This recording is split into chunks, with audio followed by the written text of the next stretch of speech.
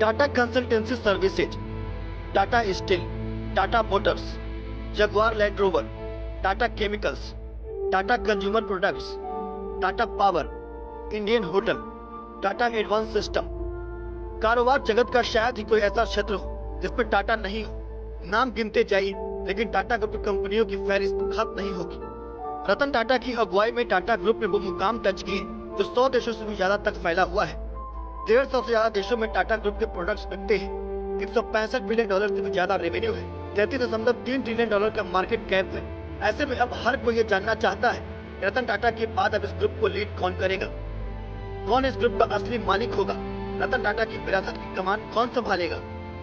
रतन टाटा के सौतेले भाई नोएल टाटा की दावेदारी सबसे मजबूत मानी जा रही है। नोएल टाटा रतन टाटा के पिता की दूसरी पत्नी सिमोन के बेटे हैं। नोएल टाटा आयरलैंड में रहते हैं। टाटा ग्रुप की कई कंपनियों के प्रबंधन बोर्ड में भी है। नोएल टाटा के 3 बच्चों में से भी किसी को जिम्मेदारी दी जा सकती है। नोएल टाटा के 3 बच्चों में माया टाटा, नेविल टाटा और लेयर टाटा शामिल है। रतन टाटा के अपने एक छोटे सगे भाई जिम्मी टाटा भी हैं। जिम्मी टाटा हमेशा सुर्खियों से दूर रहते हैं। टाटा समूह की गतिविधियों में भी कोई हिस्सेदारी नहीं करते हैं। इसीलिए जिम्मी टाटा की तुलना में नोएल टाटा या फिर उनके 3 बच्चों में से किसी एक को रतन टाटा की विरासत सौंपी जा सकती है।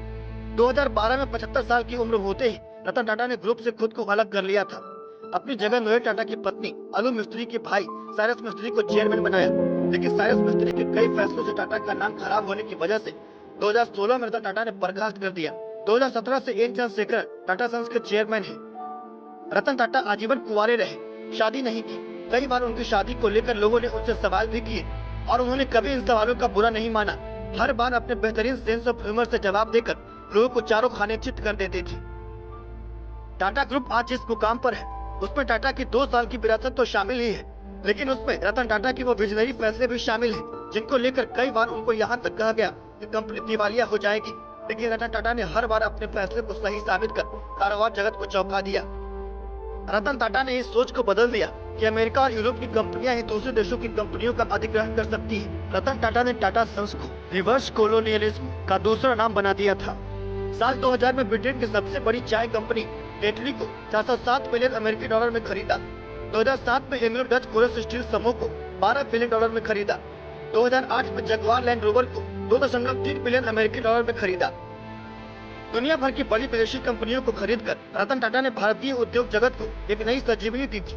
रतन टाटा ने साबित किया था कि भारतीय कंपनियां भी वैश्विक लेवल पर चुनौती पेश कर सकती हैं। रतन टाटा के निधन से कारोबारी जगत ही नहीं पूरे देश में शोक है। उनकी जैसी शख्सियत का न होना अपने आप में एक बड़ी क्षति है। रतन टाटा शायद दुनिया के पहले ऐसे शख्स होंगे जिन्होंने मिडिल क्लास के लिए नैनो कार का सपना देखा और उसे पूरा भी किया। और जब बात बड़े ब्रांड और लग्जरी सेगमेंट की कारों की आई तो जगुआर और रेंज रोवर का अधिग्रहण कर अमीरों के घर तक पहुंच बनाई। रतन टाटा को उड़ना बहुत पसंद था, बड़े सपने देखना और उनको हर हाल में पूरा करने का शौक था।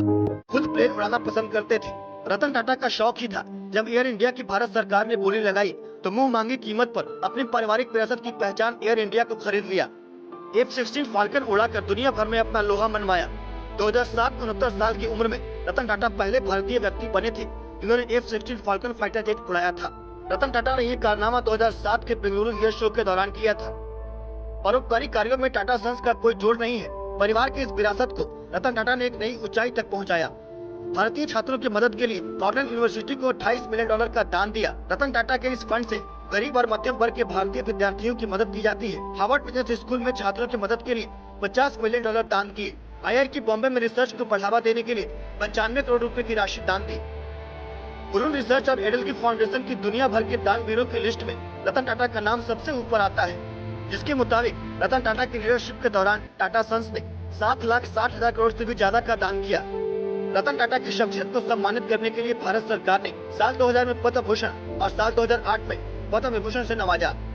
रतन टाटा के लिए भारतीयों के दिल में कितना सम्मान है इस बात से समझ सकते हैं कि रतन टाटा पहले शख्स थे जिनको भारत रत्न देने के लिए सोशल मीडिया पर कैंपेन शुरू किया गया। रतन टाटा ने लोगों से ऐसा न करने की भावुक अपील की, जिसके बाद इस मुहिम पर विराम लगा।